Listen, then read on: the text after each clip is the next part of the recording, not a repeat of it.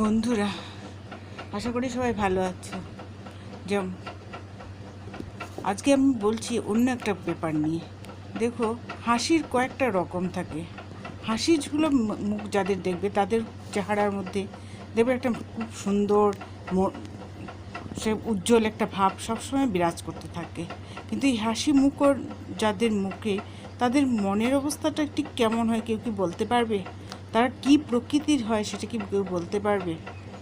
তারা না অনেক বেশি ইমোশনাল হয়। নিজেদের দুঃখ কষ্ট যন্ত্রণাকে ঢেকে রাখার জন্য তারা সবসময় এতটা সুন্দর করে হাসে যে বাইরে থেকে লোক বুঝতেই পারবে না যে ওদের মনে কতটা কি ঝড় বয়ে যাচ্ছে।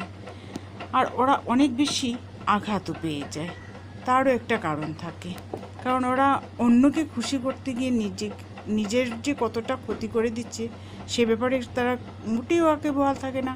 তারা নিজেদের কথা ভাবতেই পারে না। ওরা ভাবে অন্যকে খুশি করতে পারলেই তো আমার খুশিটা পেয়ে যাচ্ছি না। কিন্তু সেই সুযোগে কী করে এক প্রস্তুত স্বার্থান্বেষী লোক থাকে, ওরা কি করে সে ফায়দাটা লুটে নেয়। যতক্ষণ সে যেভাবে থাকতে পারে ততক্ষণ তার কাছ থেকে যতটুকু আদায় করা যায় নিজেদের যা যার দরকার সেটা করে নেয়। কখনো যদি সেই হাস্যময়ী বা হাস্যকর কোনো ব্যক্তি বা মহিলাই নিজেরটা নিজে ধরা পড়তে পারে, তখন সে যদি খানিকটা সময় একাকিত্বের সময়ের জন্য কিছুটা এগিয়ে যেতে দেয় বলে কিছুটা সময় কাটানোর জন্য কথা বলার মানুষ, টাকা পয়সা অন্য কিছু চাইছে না, কিন্তু কথা বলার মতো, তখনই দেখা যায় ওদের আসল রূপটা বেরিয়ে আসে।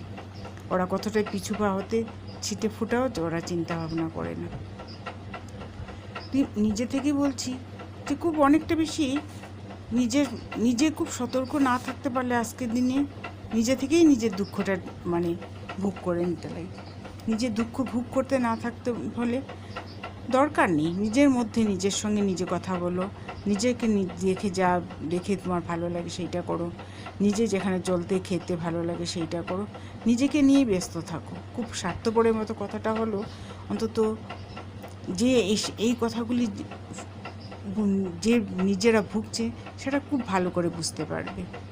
আমার ভিডিওটা পুরোটা দেখতে পারলে দরকার হয় দুবার পড়ে দেখে নিও। প্রথমটা হয়তো কীরকম একটা লাগবে, আবছায়া সব কিছু লাগবে। ঘন বনে জঙ্গলে যেরকম গাছটা দাঁড়িয়ে আছে, সে কিন্তু নিজের তার ওয়াকিবহাল হয়ে আছে।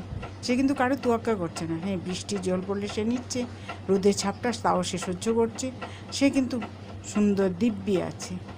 কিন্তু সেই গাছের মতনই আজকালকার মানুষের জীবনটা হয়ে গেছে। পশু পাখি সেও চায় সঙ্গী, সেও একা থাকতে পারে না। চড়াই পাখি যেরকম সবারও ঘরে এসে বাসা বাঁধে, সে একা থাকতে ভালোবাসে না। কিন্তু মানুষ সব বুঝেও, এত সব কিছু দেখেও, এত সব রেসিপি দেখে, কিন্তু তাতে কি দেখে কেউ কখনো যে সবাই একসঙ্গে মিলে করছে কত কাজ, সেটা কিন্তু কেউ দেখে না। রেসিপি দেখছে, ভালো রান্না হচ্ছে, কমেন্ট করছে, সব করছে, কিন্তু একবার দেখো তো ভেবে, যদি এইরকম করে আমরা সবাই একজোট হয়ে থাকতে পারতাম তাহলে কেমনটা হতো। ভালো লাগলে সাবস্ক্রাইব করো। ধন্যবাদ।